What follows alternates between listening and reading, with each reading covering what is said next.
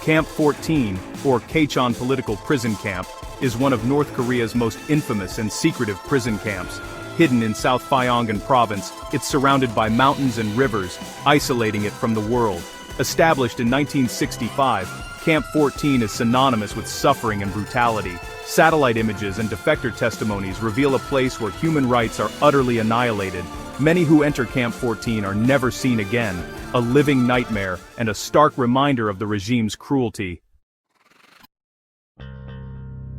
North Korea operates a system of political prison camps known as Kwanli-so, which are among the most severe human rights violations globally. These camps are run by the Ministry of State Security and are critical tools of oppression used by the regime. The existence of these camps, although denied by North Korean authorities, has been indirectly acknowledged during international scrutiny.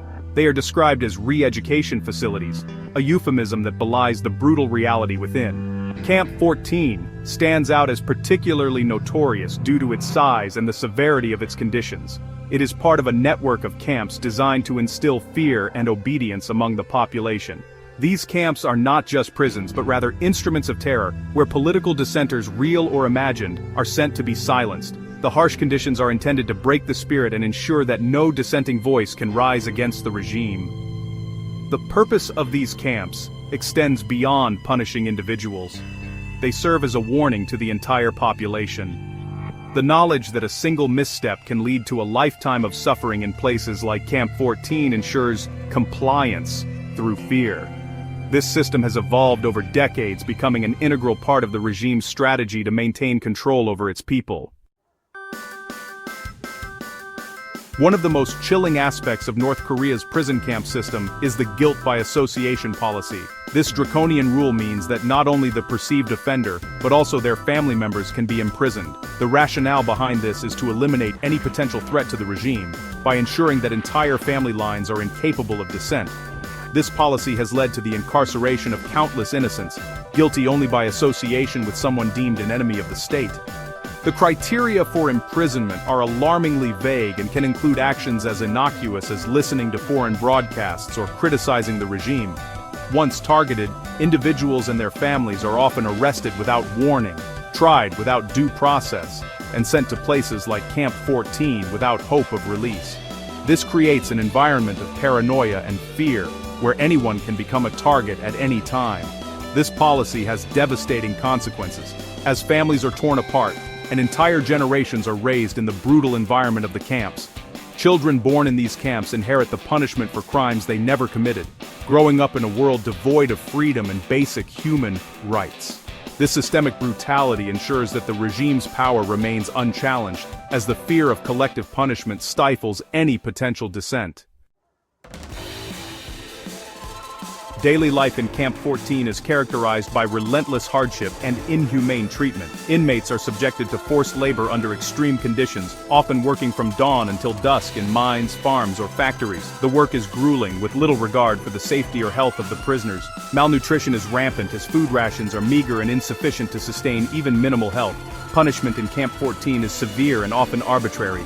Guards wield absolute power over the inmates, and any perceived infraction can result in brutal retribution. Beatings, torture, and solitary confinement are common, serving as constant reminders of the regime's absolute control. The psychological toll of this environment is immense, as prisoners live in a state of perpetual fear and desperation. Control over the inmates extends beyond physical punishment. The regime employs psychological tactics to instill obedience and suppress any thoughts of rebellion. Inmates are often coerced into informing on each other, creating an atmosphere of mistrust and isolation. This dehumanizing treatment strips prisoners of their dignity, reducing them to mere cogs in the regime's oppressive machinery. Despite the oppressive silence enforced within Camp 14, testimonies from survivors have emerged, shedding light on the horrors endured. One such survivor, Shin Dong-hyuk, provides a harrowing account of his life born and raised in the camp. His story, documented in Escape from Camp 14, reveals the unimaginable conditions and the indomitable will to survive amidst despair. Shin's escape and subsequent account have become crucial in exposing the brutal reality of North Korea's political prison camps.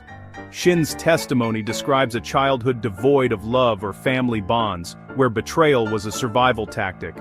He recounts witnessing executions, enduring torture, and grappling with the constant hunger that defined his existence. His eventual escape was a desperate act of courage, driven by the hope of a life beyond the camp's barbed wire fences. His story is a testament to the resilience of the human spirit, even in the face of overwhelming odds. Other defectors have shared similar stories, each echoing the themes of suffering and endurance.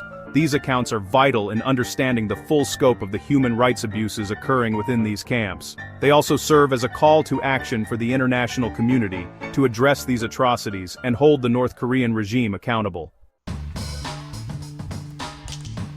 The impact of North Korea's prison camps extends far beyond the individuals imprisoned. Entire families are caught in the web of guilt by association, leading to a cycle of generational punishment. Children born in the camps know nothing of the outside world, growing up in an environment of fear and deprivation. Their lives are shaped by the regime's oppressive policies, with little hope for a future beyond the camp's confines. The separation of families is a common tactic used to control and punish. Parents are often separated from their children, who are raised by the state in conditions designed to erase any familial bonds.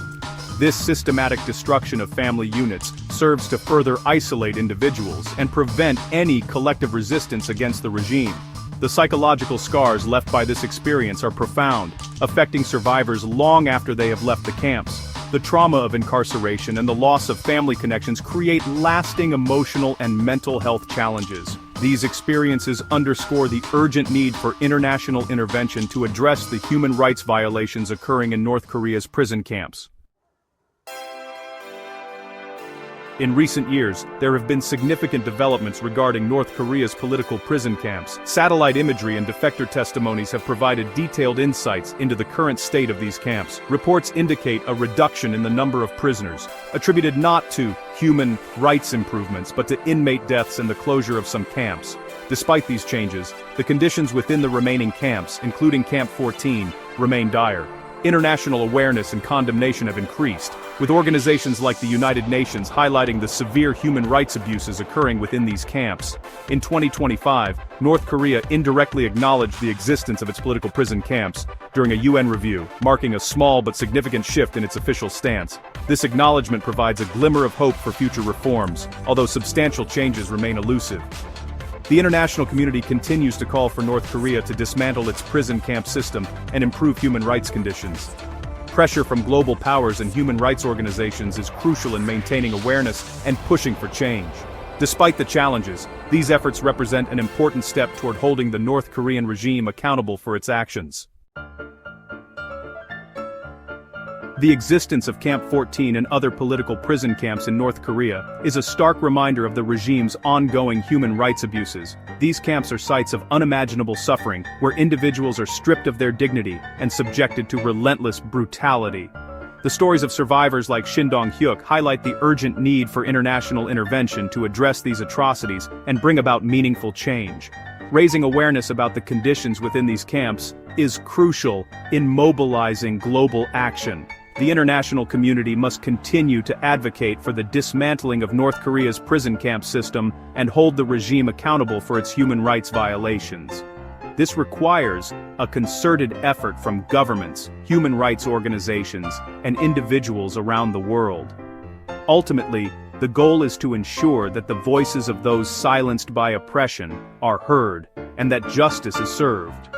For the thousands who have suffered within these camps, by shining a light on these human rights abuses, we can work towards a future where such atrocities are no longer tolerated, and where hope and freedom replace fear and despair.